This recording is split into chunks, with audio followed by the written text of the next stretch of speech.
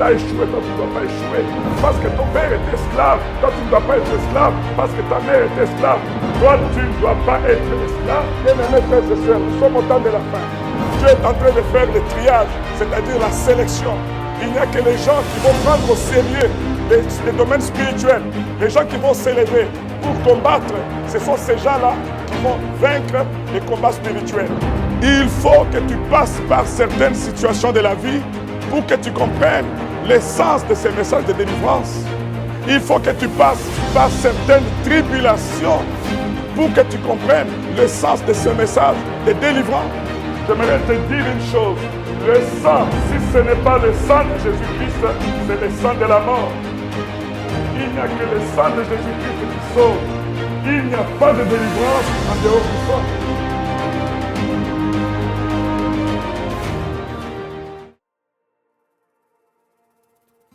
Bien-aimés frères et sœurs, shalom, shalom, shalom.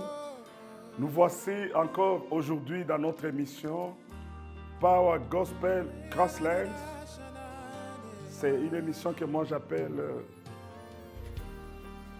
Power TV, Power Sunday, parce que ça vient chaque dimanche, Power Sunday, ça vient chaque dimanche à 2h du matin à l'heure de l'Est des États-Unis style, et à peu près 8h, 9h du matin pour l'Afrique, 9h du matin, ou bien 8h, ça dépend du temps pour Paris et l'Europe. Et ici à Phoenix, nous le diffusons à 24h, mais présentement à cause de l'heure d'été, c'est à 23h que cette émission passe. Gloire soit rendue à Dieu pour vous qui nous suivez maintenant. Pendant cette période de Pâques, j'ai une série d'enseignements que je veux partager avec vous afin que nous puissions comprendre ce qui est arrivé à la croix avec Jésus-Christ. Alors aujourd'hui, je veux parler sur le mystère de l'œuvre de la croix. Le mystère de l'œuvre de la croix. Avant-hier, je partais avec ma fille. Je partais avec ma fille Wanda à l'école de dimanche. Je l'ai amenée à l'école de dimanche. Elle m'a posé une question dans la voiture. Elle me dit, papa, pourquoi devons-nous célébrer la Pâque? Pourquoi devons-nous célébrer la Pâque? Alors voilà des questions comme ça qui m'ont poussé à concevoir ce message. Je lui ai expliqué en des termes simples d'enfant. Je lui ai dit, la Pâque, nous célébrons la mort et la résurrection de Jésus-Christ. Parce que depuis le début des temps, personne n'a donné de sa propre vie, a connu la mort et est revenu à la vie par la puissance de l'Esprit. La seule personne qui a fait cela, c'est Jésus-Christ. Et il l'a fait dans la vie de sauver l'humanité. Voilà pourquoi toi et moi, nous sommes maintenant participants de la nature divine et nous bénéficions de ce plan divin par le sacrifice de Jésus-Christ. Wow. C'est pas un autre homme qui a fait ça. Il y a beaucoup de religions dans le monde, mais tous leurs chefs spirituels sont morts, ils sont enterrés, ils sont restés là. Mais le seul qui est entré avec son sang et qui est revenu à la vie, c'est Jésus-Christ. Voilà pourquoi nous parlons de lui. Et nous sommes prêts à témoigner chaque instant de notre vie de l'œuvre qu'il a accomplie à la croix. Nous allons lire rapidement dans Hébreux chapitre 9, l'épître de Paul aux Hébreux, chapitre 9, nous lisons du 11e au 17e verset. Mais Christ est venu comme souverain sacrificateur des biens à venir. Il a traversé le tabernacle plus grand et plus parfait, qui n'est pas construit de mains d'hommes, c'est-à-dire qui n'est pas de cette création. Il est entré une fois pour toutes dans le lieu très saint, non avec le sang des boucs, puisqu'il n'a aucune force tant que le prestateur vit. Alléluia. Oh, gloire au Seigneur. Voilà les versets clés qui renferment les grands mystères de l'œuvre accomplie à la croix. Pourquoi Christ veut mourir à la croix? C'est pour accomplir les Écritures qui attestent que un testament, pour entrer en vigueur, pour qu'un testament produise ses effets, il faut que la mort du testateur soit constatée. C'est-à-dire qu'il faut qu'on apporte l'acte de décès du propriétaire des biens, qu'on apporte l'acte de décès du propriétaire de la maison, afin que les héritiers puissent avoir les droits d'héritage du bien qui appartenait au propriétaire. Et ça, c'est merveilleux. Pour que toi et moi, nous puissions avoir droit à l'héritage, à toutes les merveilles du royaume, il a fallu que la mort de Christ soit constatée. Et cette mort devait être publique, afin que tout le monde voit réellement qu'il est mort.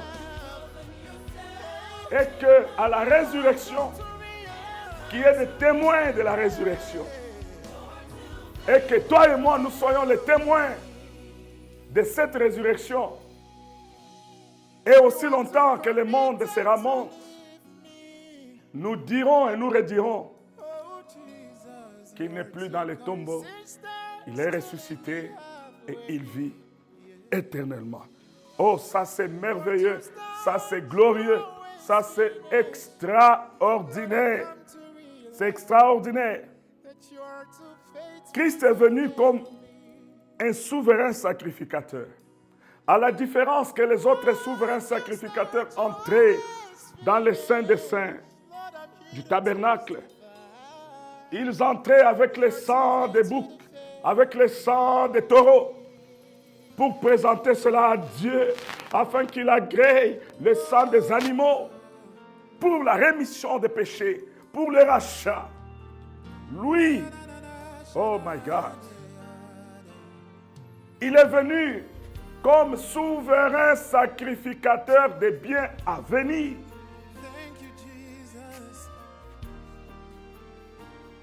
Il a traversé le tabernacle plus grand et plus parfait. Alléluia. Lorsqu'il a traversé le tabernacle plus grand, ce n'est pas le tabernacle de Moïse. Non, c'est un petit tabernacle. Ce n'est pas le tabernacle d'Aaron. Non, un petit tabernacle. Parce que ici, on parle d'un grand tabernacle. Oh, quel mystère. Christ est entré dans le mystère des mystères. Il est entré dans le tabernacle mystérieux. Là où Moïse ne pouvait pas entrer. Là où Aaron ne pouvait pas entrer. Mais le Fils de Dieu, lui, il est entré. Et là, c'était pour faire un travail. L'œuvre de la croix. L'œuvre de la croix. La croix était physique. Mais son explication est mystérieuse. Son explication est spirituelle. Ce que Jésus a accompli à la croix a une dimension spirituelle. Je vous invite à comprendre aujourd'hui la dimension spirituelle de la croix. Pourquoi Paul a dit que la prédication de la croix est une folie pour ceux qui périssent? Non, ceux qui sont destinés à la mort ne peuvent pas percer les mystères de la croix. Il n'y a que ceux qui sont destinés à la vie qui vont être en mesure de percer les mystères de la croix. Et ce tabernacle, première chose, la mort à la croix de Christ, la première chose que ce mystère renferme, c'est que le sang de Jésus inaugure ou a inauguré la nouvelle alliance. Alléluia. Donc il a fallu que le sang coule à la croix de Golgotha pour qu'une nouvelle alliance soit introduite dans le monde.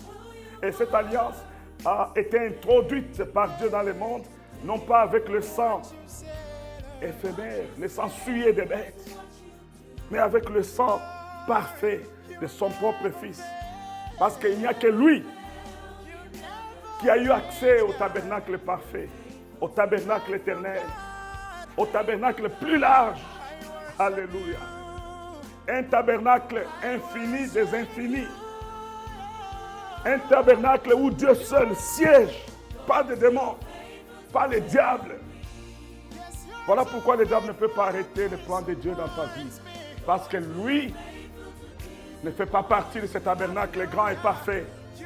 Il n'y a que le Fils et l'Esprit qui ont droit à ce tabernacle plus grand et parfait. Et ce Dieu-là, c'est ton Dieu aujourd'hui. Alléluia. Quelle grâce. Quelle grâce. C'est formidable.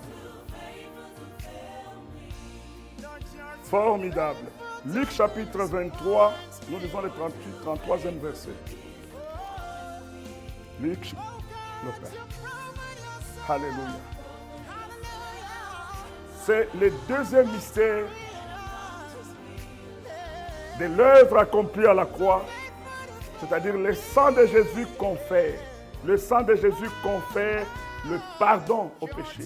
Mais pour que ce péché soit pardonné, il y a quelque chose qui doit pénétrer en nous, qui doit pénétrer dans la nature pécheresse, c'est-à-dire le corps et le sang de Christ. Ici, lors de la fraction des pains, les disciples ont témoigné de la résurrection de Jésus. Ils ont dit, il n'est plus dans le tombeau, il est ressuscité. Et il a partagé la table, il a fait la communion avec eux. Et sans cette communion avec Jésus-Christ, nous sommes étrangers à l'alliance. Sans cette communion, nous sommes encore dans une nature mortelle. Voilà pourquoi l'apôtre Paul, dans le livre d'Hébreux, a parlé des œuvres mortes. Tout ce que tu feras en dehors de Christ, en dehors de l'Esprit de Dieu, c'est une œuvre morte. Voilà pourquoi la Bible dit, ce qui est né de la chair est chair, et ce qui est né de l'Esprit est esprit. Je prie que dans cette Pâque, qu'elle puisse naître dans ce pays, dans les nations, dans ta famille, les hommes spirituels. Les hommes qui vont marcher non pas selon la chair, mais selon l'esprit. Les hommes qui vont agir non pas selon la chair, mais selon l'esprit. Les hommes qui feront partie d'une grande armée. L'armée de Dieu. Une armée nommée par les chefs du tabernacle, plus grand et parfait. 1 Jean, chapitre 1, verset 7. Quelque chose que j'aimerais que nous puissions découvrir rapidement. 1 Jean, chapitre 1. Nous lisons le 7e verset. Mais si nous marchons dans la lumière, comme il est lui-même dans la lumière, nous sommes mutuellement en communion. Et le sang de Jésus, son Fils, nous purifie de tout péché. Donc le sang de Jésus nous confère le pardon des péchés. Donc c'est le sang qui purifie. Voilà pourquoi lorsque tu as péché, il n'y a pas de solution miracle. La seule solution miracle que Jésus nous a donnée lorsque nous péchons, c'est d'évoquer la purification de notre péché par le sang. J'ai reçu dans mon ministère des gens qui ont commis des péchés graves et qui ne croyaient plus que Dieu pouvait leur pardonner. Et à cause de ces péchés, ils se sont mis à se droguer. Ils se sont placés très loin de Dieu en disant, moi je suis pécheur, je ne peux pas être avec les autres. Et je leur ai parlé de l'amour de Dieu. Je leur ai parlé du pardon de Dieu. Je leur ai parlé de la purification du péché par le sang. Tu as avorté plusieurs fois et le mariage ne vient pas. Les portes de bénédiction te sont fermées. Il y a une bonne nouvelle pour toi. Le sang de Jésus va purifier ta vie de ses péchés et ta vie va mériter la gloire, va mériter la bénédiction, va mériter les succès. Ce n'est pas l'affaire de ton voisin seulement. Ce n'est pas l'affaire des uns qui doivent avoir accès, pas les autres. Tu peux devenir serviteur de Dieu, tu peux devenir fils de Dieu, tu peux devenir enfant de Dieu, tu peux devenir pasteur, tu peux devenir apôtre. Tu peux prendre une décision maintenant. Tu dis à Jésus, je t'aime. Tu peux m'appeler, tu peux écrire texte. Écris un texte, message. Prends un rendez-vous et je vais parler avec toi. Je vais te montrer encore les chemins que tu dois suivre de Jésus-Christ et comment il est merveilleux, comment il s'est relevé, comment il peut donner un sens à ta vie. Je ne connaissais pas Jésus de la bonne manière. Je suis né dans une famille catholique, une famille qui priait, mais qui ne connaissait pas Dieu comme il fallait. Jusqu'au moment où ce Dieu s'est révélé à moi, au travers d'un albinos qui est venu me prêcher. Et j'ai compris que Jésus pouvait pardonner non seulement mes péchés, mais il pouvait pardonner ma famille. Il pouvait pardonner l'idolâtrie de ma famille. Et j'ai demandé que le sang de Jésus coule sur ma famille. Que le sang de Jésus coule sur mes parents. Que le sang de Jésus coule sur mes frères, sur mes soeurs, sur mes neveux, sur mes nièces, sur toute la génération qui vient après. Parce que Dieu nous a appelés afin que nous puissions jouer un rôle. Appeler pour appeler les autres, délivrer pour délivrer les autres, sauver pour sauver. Troisième chose, le sang de Jésus-Christ a réconcilié l'homme avec Dieu et l'homme avec son prochain. Le sang de Jésus a réconcilié l'homme avec Dieu et l'homme avec son prochain. C'est au travers du sang que l'homme s'est réconcilié avec Dieu. Parce que depuis que Adam et Ève avaient péché dans le jardin, l'homme était séparé. L'homme était séparé parce que la Bible dit l'homme qui pêche, c'est qui meurt. Il fallait que les forces de la terre et que l'amour de Dieu se répande sur l'humanité et qu'il y ait réconciliation entre le Créateur et le Créateur. C'est un grand mystère que Jésus a fait à la croix et que toi et moi, dont toi et moi, nous sommes bénéficiaires. Comment peux-tu négliger un si grand salut? Comment peux-tu être loin de ton salut? Qu'est-ce que tu vas chercher chez les féticheurs? Qu'est-ce que tu vas chercher chez les marabouts? Qu'est-ce que tu vas chercher chez les magiciens? Qu'est-ce que tu vas chercher chez les prophètes? Chez les faux prophètes? J'ai une réponse pour toi. Et cette réponse est dans la parole de Dieu. J'aimerais qu'on lise 2 Corinthiens chapitre 5, du 19e au 20e verset.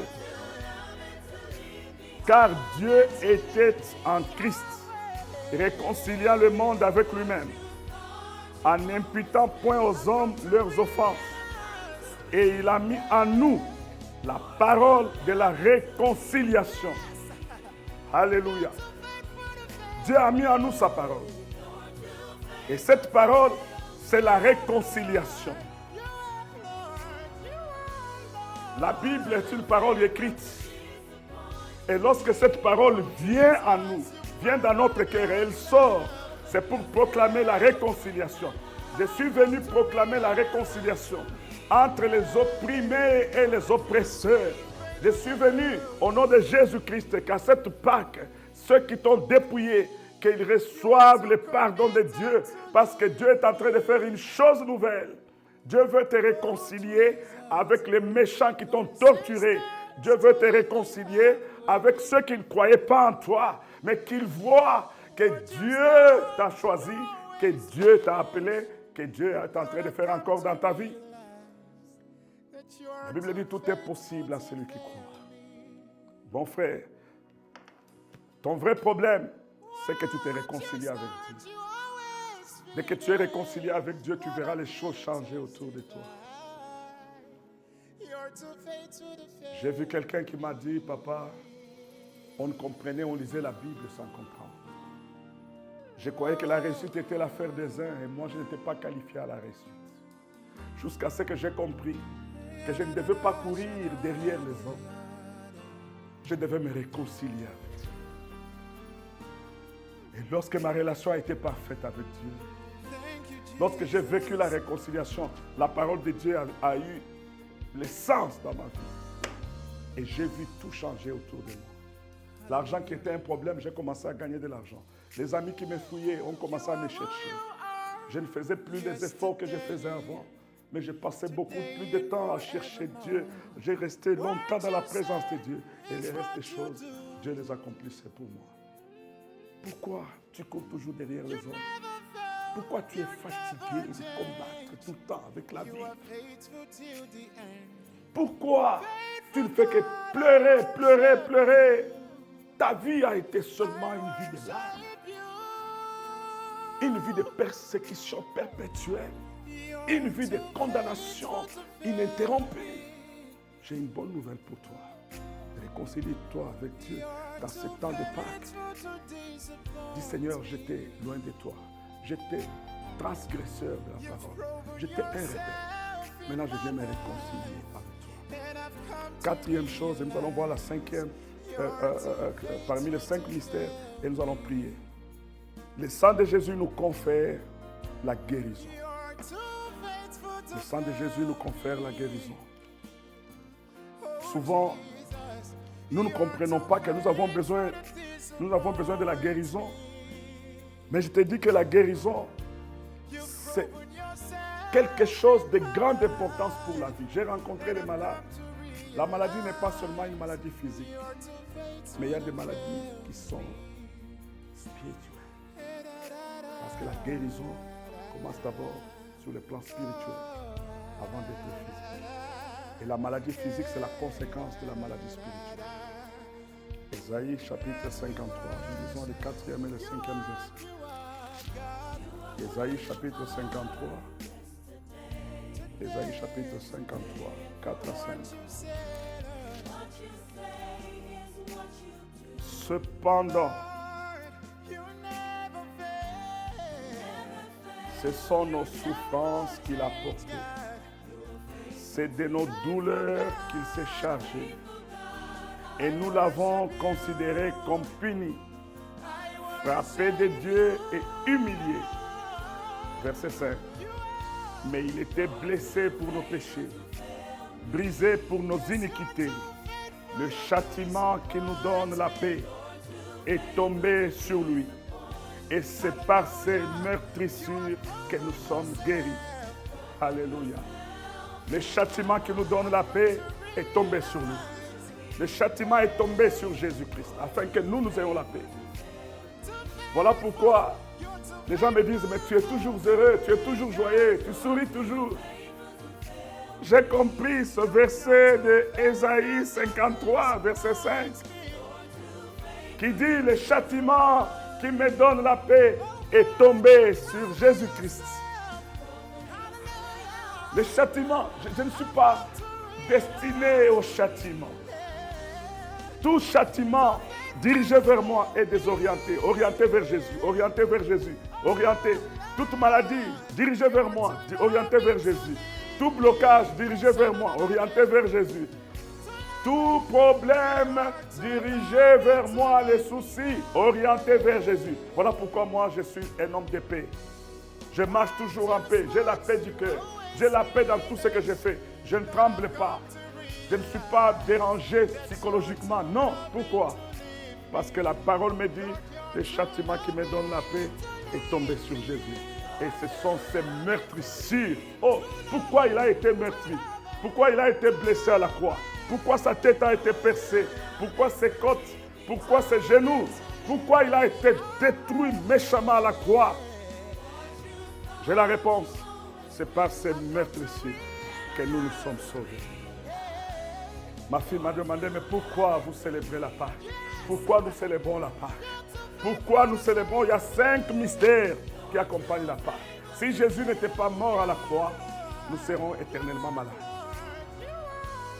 Et personne n'allait survivre. La Covid a montré aux gens que le corps ici est très fragile.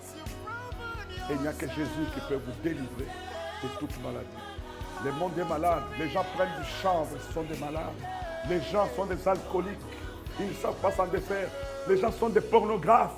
Ils ne savent pas s'en défaire. De l'alcool, on ne sait pas s'en défaire. Mais crois en Jésus-Christ, ces meurtrissures peuvent te donner la guérison de l'alcool. C'est possible. Et ce message est une réponse à ton problème. Tu es trop accro à ces choses. 1 Pierre chapitre 2. Je vais terminer par voir le 5e point. Le sang de Jésus nous donne la victoire sans limite. Le 5e mystère, le sang de Jésus qui a été versé à la croix nous donne la victoire sans limite. Jean chapitre 19. Jean chapitre 19, verset 30.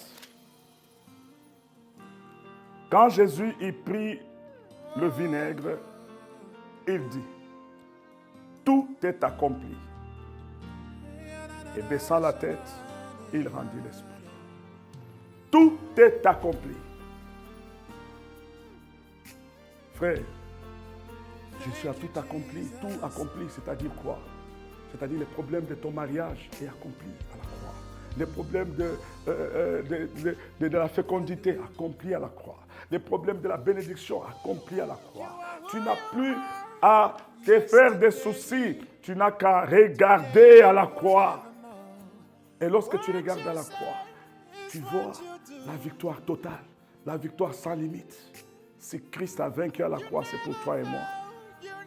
Alléluia. Nous lisons 2 Corinthiens chapitre 2, je termine par là. 2 Corinthiens chapitre 2, verset 14.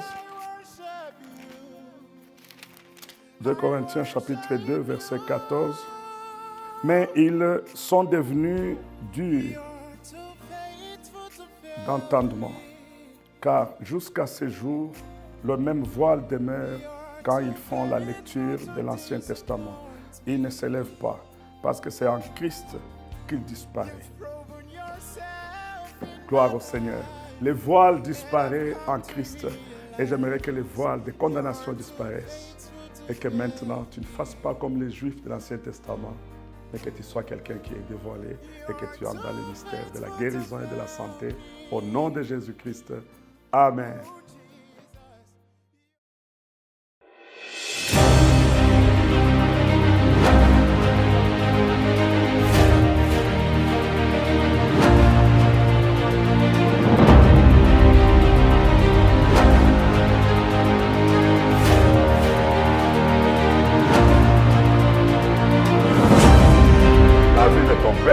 Parce qu'il a échoué, toi tu ne dois pas échouer. Parce que ton père est esclave, toi tu ne dois pas être esclave. Parce que ta mère est esclave, toi tu ne dois pas être esclave. Bien-aimés frères et sœurs, nous sommes au temps de la fin. Dieu est en train de faire le triage, c'est-à-dire la sélection. Il n'y a que les gens qui vont prendre au sérieux les domaines spirituels, les gens qui vont s'élever pour combattre. Ce sont ces gens-là qui vont vaincre les combats spirituels. Il faut que tu passes par certaines situations de la vie pour que tu comprennes l'essence de ces messages de délivrance. Il faut que tu passes par certaines tribulations pour que tu comprennes l'essence de ce message de délivrance. J'aimerais te dire une chose. Le sang, si ce n'est pas le sang de Jésus-Christ, c'est le sang de la mort. Il n'y a que le sang de Jésus-Christ qui sauve. Il n'y a pas de délivrance en dehors du sang.